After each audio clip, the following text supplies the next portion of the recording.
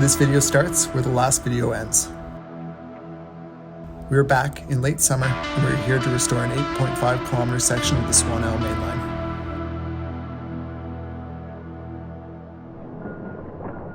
This year we're focused on a road within Caribou protected area, an area of cultural importance to the Tsay Dene, and an area the nation is protecting from future forest harvest. The protected area also happens to overlap with low elevation core range for the Chase caribou herd, making this valley and road a perfect candidate for restoration. I'm Travis McIsaac. I own 609 Contracting. It's good to be working with Chuyaza Environmental on this project. Doing these roads restoration project in my own territory is very cool. Decompacting the road and making these pits and mounds is slow work and you're moving backwards all day long.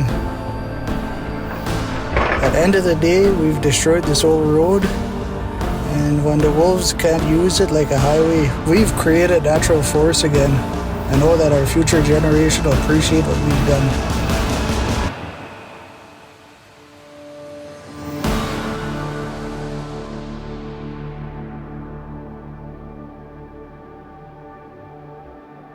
Our goal with the excavator is to decompact the road surface and introduce more heterogeneity by leaving the site rough and loose and by adding slash and other coarse woody debris.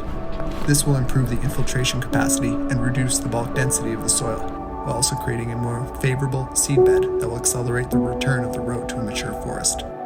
We are also creating microsites where we can plant our pine and alder seedlings. Alder is one of the first species to colonize roads and is also nitrogen fixing, so they do great in this challenging ground. The pine seedlings also thrive in this coarse, well-drained soils along this road corridor. With this site prep, we are optimistic that we will have high survival and growth of our planted seedlings. If we can get these steps right, this should decrease predator travel speeds and use of this road, while also decreasing line of sight and create a refuge for caribou from predators.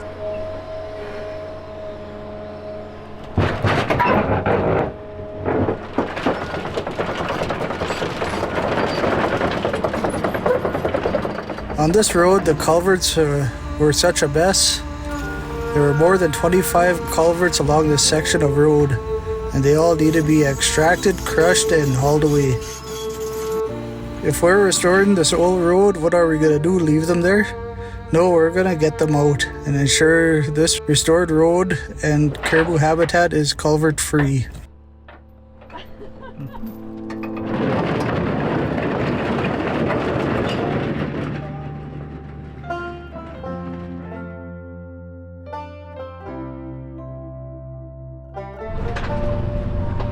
We arrive on site before restoration activities begin so that we can collect our baseline data prior to restoration.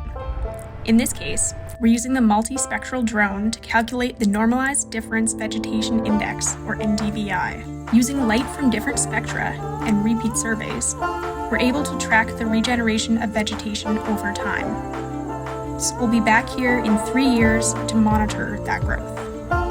I'm Kristen Marini. I'm an ecologist with Chuyaza Environmental.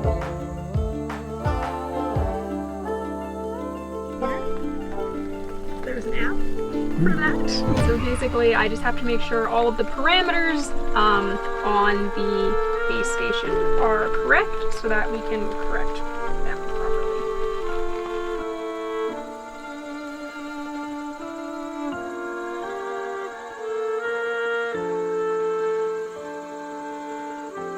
Monitoring is a critical piece because the data allows us to evaluate how our work is impacting revegetation of the roads so that we can improve our road restoration techniques over time.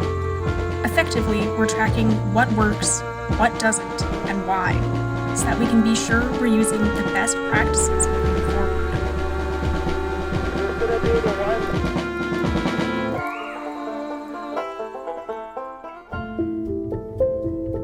This program, the Chase Caribou Road Restoration Program, has been very successful. Over the next few years, we plan to continue working our way through the Swanell Valley and work to restore roads within the Caribou protected area and within this low elevation core habitat. Our efforts will include mainline and in-block roads and all the partnerships with forest companies needed to get there, focusing on those roads that go from low to high elevation that could be used by predators to access caribou range.